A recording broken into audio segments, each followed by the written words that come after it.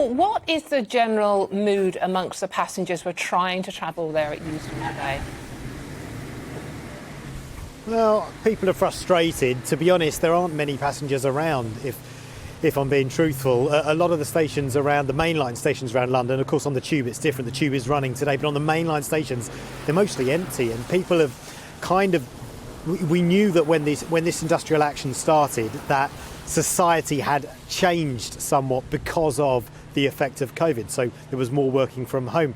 But now people have adapted even more, and so people kind of say, oh yeah, new year, oh right, there's another rail strike in. Okay, well, I'll just have to make the same plans that I did before. The problem is that the longer this dispute goes on, the more those plans become permanent and the more passengers permanently stay away from the railways. And that's really bad for the country, generally speaking, because you need your railways, you need your trains to be running, but it's bad for the unions, it's bad for the rail operators. Remember, the rail industry was decimated by the pandemic and the taxpayer had to step in and bail them out, and it was starting to recover after that. So the longer this industrial action continues, then the worse it is for everyone.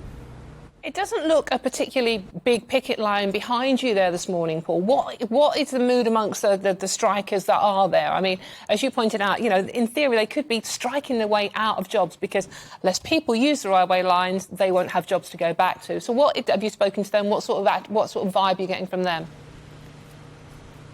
Resolute, I would say, very resolute. Right. They're determined to carry on, even though they've lost almost 3 weeks of wages since this dispute began. 20 days of strike action we've had. That's 20 days lost wages for them. It's 20 days that have cost the economy, that have cost taxpayers, that have cost the rail industry as well. But they're very resolute at the moment. Speaking to Mick Lynch earlier, I said, how long is this going to continue? I mean, you've still got months and months left of your mandate to strike. Are you going to carry on into the summer? Are we going to see strike action during the coronation? He said, look, we're not thinking about public events like the coronation. We're just thinking about getting the best deal for our members, which is the job of the unions. You can understand that. But at the moment, they're going to carry on for as long as their mandate takes them. And if that's into the summer, then so be it.